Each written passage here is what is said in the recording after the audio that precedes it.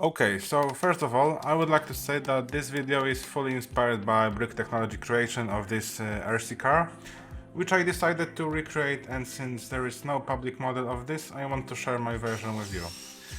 The model is free to use, and I have no financial benefits of this. So here's my model. As you can see, it's basically a replica of Brick Technology. However, the drivetrain is fully changed. There is a lot of wiring going on that I think should be done better, but I like it as it is. You might hide it if you want. It is using a GeekServo for steering, so the front is also slightly modified to fit this. On the bottom here, you can see the heart of this project. It is brushless motor with white and black stripes. The motor I'm using here is this 2838 3200 kV from DS Power. It is very good, and I think it's too powerful for this car.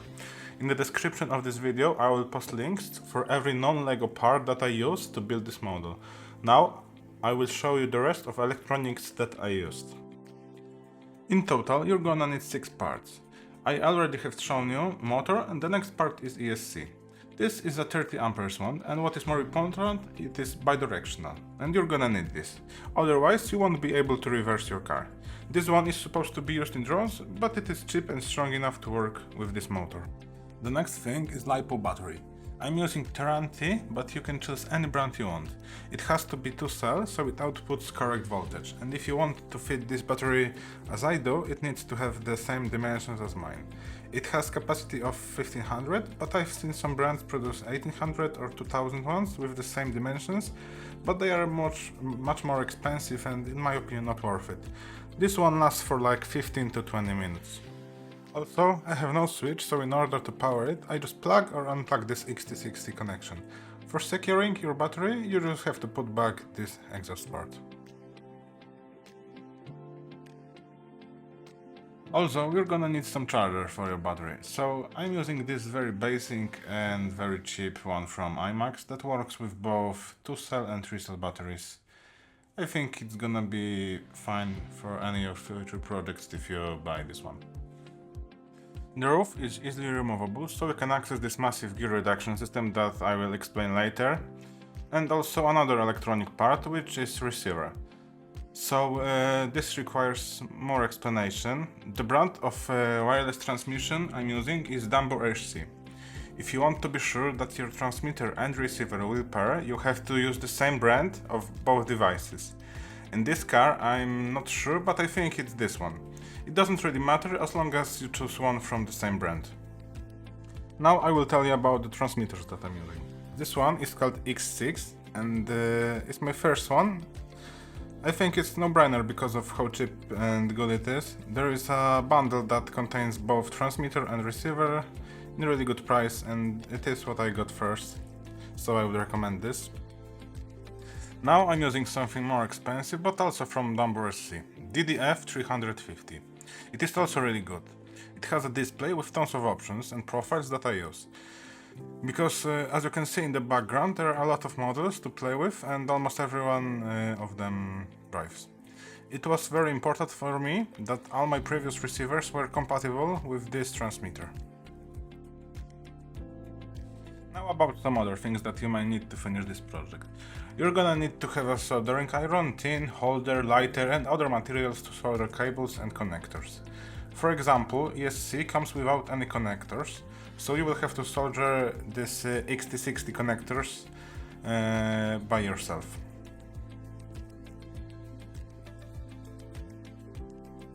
Also, if you wanna build this reduction gearbox the way I did it, you need some lubrication. You need to know that basically the only and best grease for LEGO that doesn't destroy it is silicone grease. I have two versions of this, one is in tube, in form of paste, and the other one is in spray that I use in places that are hard to access. So now you have few options. You can either use 12-tooth LEGO gear as your pinion gear and try to somehow lock it on motor shaft, or do it just as I did. So LEGO uses Model 1 and I got this 12-tooth gear. But there is a problem. It has a 5mm hole and motor shaft has 3.175mm. I couldn't find a gear that meets these both requirements, so you will need also this 3.175 to 5mm sleeve adapter. The last piece is that metal CV joint.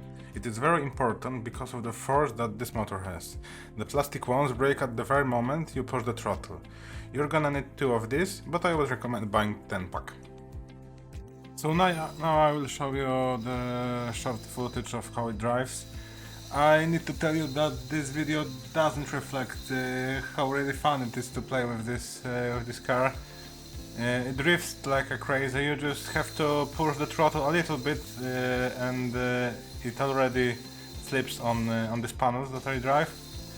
There is also not really a problem if you hit any wall or anything with your front wheels, mostly front wheels, because there are just a few pins that will disconnect, but you just have to press them back and it holds really fine. You can also modify so it is stronger.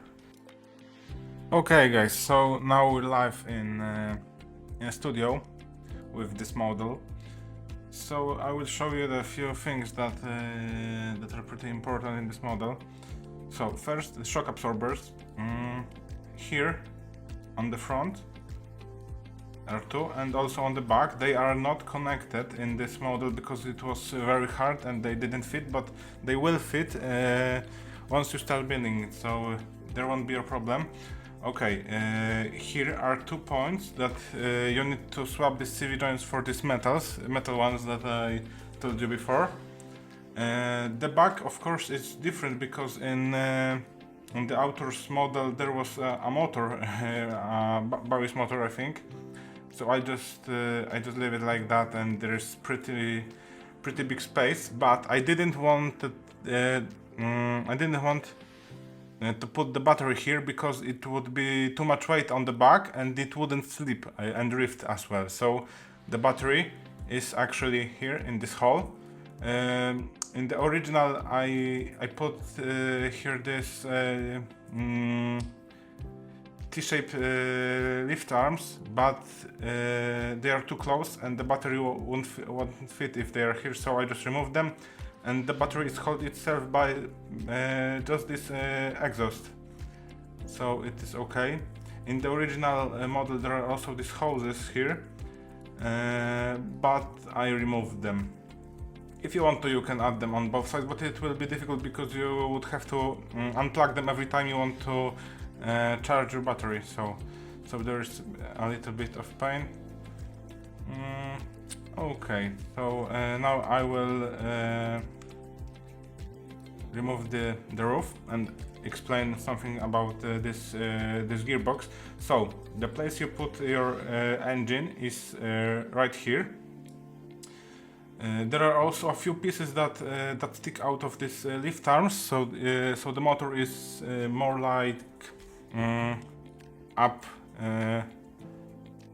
is higher, yeah. But it really depends on how tight these connections are, because you have to put it really strong here. You have to somehow fix this motor. So I use this zip ties. I think they are the best, and you have to put this motor here the way that this pinion gear, 12 tooth pinion gear, is under this I believe it's 26 tooth Lego gear, and you have to lubricate all these gears really well. Also this mostly this big gear and this shaft, this furlong axle. Because the further you go in the gearbox, the less rotations per minute there are, so they are less likely to melt down. But I can tell you that I lubricated it from the beginning, and the axles didn't melt. I used the same axles as the first time I built this, and I've driven it a lot, but only. As far as I remember, so one of the gears broke. So if you want to build this, I would recommend you to buy to buy more gears, at least one more of each type, so once they broke you can replace them. There is also really easy access to everything here, so you don't have to destroy all your model to fix something. You can just remove this roof, just like as I did previously, and everything is easy to change. There is a differential here. There are several types of differential. This one is actually, I think, the slowest. You can change it, but it really depends on how fast, what motor you use, what reduction you use. I don't really remember what is the reduction on here, because there is 12 tooth on the motor pinion. There is 36, so there is already 3:1, and there is 8:24, so it's another. No, it's 6. Oh, 24. Okay, so there is 1:3, so this is already 9:1, and there is 20:12. I don't know. 20:12 times 9, and there is also a reduction on this differential. As far as I remember, it at max throttle, this shaft spins around 2000 or 1500 RPM. So this is like perfect speed for Lego, but yeah, it spins at that speed at the lowest point, but there's gears spin around, like, I don't know, 10,000 or something like that, so you have to lubricate, or there's gonna be some meltdown. Oh, also on the front there is a GeekServo. Oh wait, I will submodel view. Oh, this way. On the front there is a Lego servo, but I did this the way that you can, if you remove this, there are pins that fit for GeekServo actually, because the GeekServo has different pins in different places. This one has on this, like, first row, it has 2 pins, but GeekServo has like 5 holes, but on the middle, on the second row. So there's a different placement of these holding pins. But you will figure it out, I think, if you have some experience. Now return to main model. I will return the roof as it was in original. Okay, so this is everything. I won't be doing much more in this video. If you want to see any other models that you have seen in the background of this video explained, there is a skyline, there is this skyline. I think most of these models are actually instructions that I paid, so I can't show you them because they are behind the paywall. But the few that are not, I think I will be able, so you're free to ask or free to comment. Okay, so this will be everything. Thank you guys for watching, and bye.